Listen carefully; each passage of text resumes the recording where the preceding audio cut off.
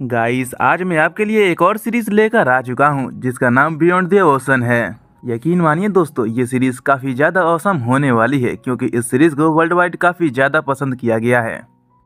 इस सीरीज में आपको एक्शन, एडवेंचर, रोमांस और कल्टीवेशन कूट कूट कर देखने को मिलेगी। आपकी जानकारी के लिए बता दूं कि ये series novel and eagle flag की तरह ही होने वाली है। तो चलिए बिना टाइम वेस्ट किए सीरीज को स्टार्ट कर लेते हैं। सीरीज स्टार्ट होती है और हम एक विशाल का ओशन को देखते हैं जिसमें बहुत सारी शिप्स कहीं जा रही थी और उन्हीं शिप्स के बीच एक बड़ी शिप भी थी जिसमें रॉयल फैमिली सवार थी। इसके बाद हम एम्परर को देखते हैं जो कि अपने सर्वेंट से प्रिंस को अंदर लाने के लिए कह रहे थे क्योंकि आज का मौसम काफी ज्यादा खराब था। आधिया को अपनी चपेट में ले रही थी और तभी एम्परर का एडवाइजर बाहर आता है जो अपनी पावर का यूज कर डेमन किंग को शांत होने की धमकी देता है। लेकिन उसके धमकी के बावजूद भी मौसम में कोई बदलाव नहीं होता। तब एडवाइजर अपनी पावर का यूज कर उन आंधियों को शांत करा देता है जिसके तुरंत बाद ही मौसम बिल्कुल पूरी तरह से साफ हो जाता है। ये सब प्रिंस भी देख रहा था। प्रिंस एडवाइजर को अपना टीचर मानता था क्योंकि वो उसकी पावर और स्ट्रेंथ से काफी ज्यादा प्रभावित था। प्रिंस हमेशा से एडवाइजर की तरह ही पावरफुल बनना चाहता था जिसके लिए वो एडवाइजर से ट्रेनिंग भी लेता था। इधर वो सर्वेंट भी प्रिंस के पास पहुंच जाता है जो उसे लेने आया था। वो प्रिंस को एम्परर के पास चलने के लिए कहता है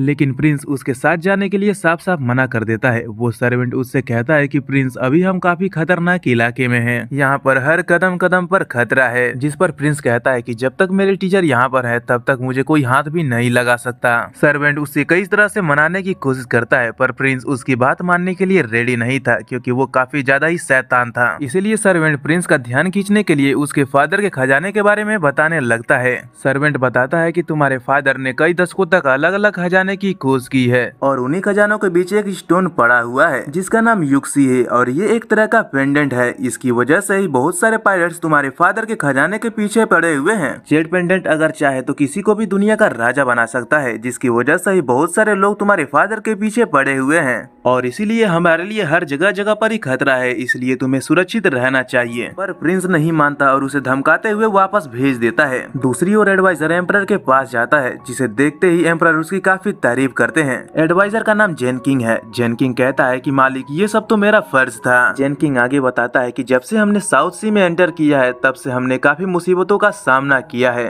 और कुछ देर पहले ही हमारे पास येन देश के राजा का लेटर आया है जिसके अंदर उसने अपनी दिक्कतें बताई हैं। असल में येन देश के राजा ने बौद्धिज्म आइलैंड को ढूंढने की मुहिम जारी कर दी है जिसमें उसका बहुत ज्यादा खर्चा हुआ है जिसकी वजह से उसका खजाना खत्म होता ही जा रहा है। इसलिए उसने व्यापारियों और छोटे राज्यों से भारी टैक्स लेना शुरू कर दिया है। जेन किंग एम्परर से वापस चलने के लिए कहता है क्योंकि वो राजा अब इनसे भी टैक्स वसूल करने वाला था। लेकिन एम्परर उसे मना कर देते हैं और कहते हैं कि मैंने उसे 2 साल तक बंदी बना कर रखा और आज उसकी इतनी हिम्मत कि वो हमसे ही टैक्स वसूल करेगा। जेन किंग आगे बताता है कि जो वो खोज कर रहे हैं असल में वो एक राजसीय स्तर का खोज है पर उनके इस खोज में एक भी बौद्धिज्म आइलैंड नहीं मिला और न ही किसी प्रकार का कोई खजाना मिला जिसकी वजह से उसके अपने खजाने का भी एक बहुत बड़ा हिस्सा खर्च हो गया है और यही कारण है कि उसने ये सब करने का डिसाइड किया है। एम्परर जेन किंग की बातों से चिढ़ जाता है क्योंकि उसका एक अधिकारी उसके दुश्मन का ही साइड ले रहा था। एम्परर कहता है कि गवर्नर राजा क्या बन गया, तुम तो उसकी ही साइड ले रहे हो। तब जेन किंग कहता है कि महाराज ऐसी कोई बात नहीं है। असल में एम्परर इतनी दूर आकर खाली हाथ घर पर नहीं लौटना चाहता था क्योंकि वे लोग जहाँ पर जा रहे थे वहाँ पे उन्हें बहुत सारा खजाना मिलने वाला था।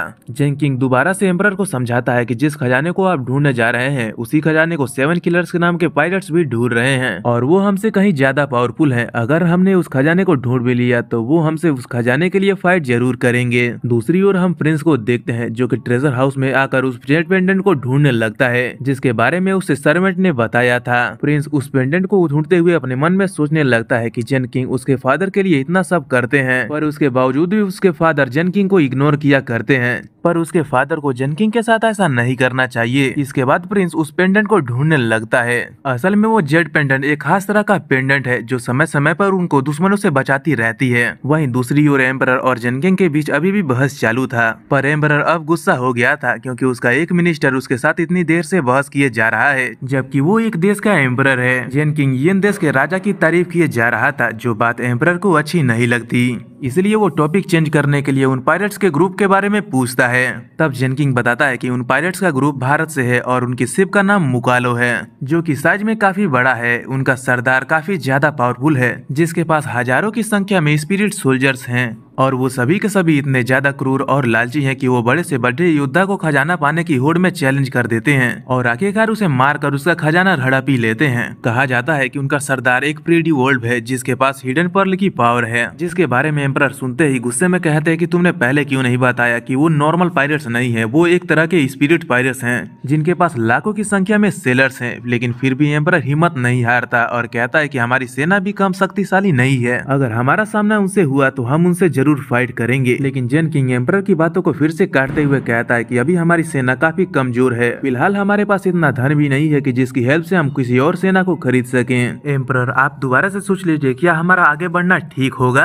अब ये सब सुनकर एम्परर गुस्से से बौखला जाता है और कहता है कि आखिरकार तुम चाहते क्या हो, कि मैं एम्परर की गद्दी छोड़कर खाली बैठ जाऊं? एम्परर अपना आपा खोते हुए कहता है कि तुम हमेशा से ही मेरी पोजीशन लेना चाहते थे और अब लगता है कि तुम उसी मौके का इंतजार कर रहे हो। जेन किंग एम्परर को शांत कराते हुए कहता है कि आप गलत समझ रहे हैं, ऐसी कोई बात नहीं है, मैं तो ये सब आपके और अपने सेला के भले के बारे में ही सोच रहा हूँ। दूसरी ओर प्रिंस को वो जेड पेंडेंट मिल गया था जिसे पाकर वो काफी ज्यादा खुश था, पर वो उस पेंडेंट को लेकर जैसे ही पीछे मुड़ता है तो वो अपने फादर को देखता है, जिसे देखकर वो डर जाता है। पर उसके फादर काफी अजीब तरह से उसे देख रहे थे। प्रिंस को तो ऐसा लगता है कि आज तो वो गया, इसलिए वो अपने फादर के आगे गिड़गिड़ाते हुए उनसे माफी मांगने लगता है। पर उसी वक्त वहाँ पर जेन किंग आ जाता है जो उसके फादर के पीठ में अपनी तलवार घुसा देता है, जिसे देखकर प्रिंस पूरी तरह से हताश हो जाता है और उसे समझ में नहीं आता कि यहाँ पर क्या हो रहा है। पर वो बाद में अपने फादर के बॉडी को पकड़कर रोने लगता है और जेन किंग इससे सवाल करने लगता है कि आखिर उसने ऐसा क्यों किया। वो अपने टीचर से पूछने लगता है कि आप तो हमारे फैमिली के सबसे भरोसेमंद व्यक्ति थे, तो आपने ऐसा क्यों किया? पर जेन किंग कुछ भी नहीं बोलता और उसके सामने अपनी स्वॉर्ड को फेंक देता है और प्रिंस को उस स्वॉर्ड को पकड़ने के लिए कहता है। जिसके इतना कहते ही ये एपिसोड यहीं पर एंड हो जाता है।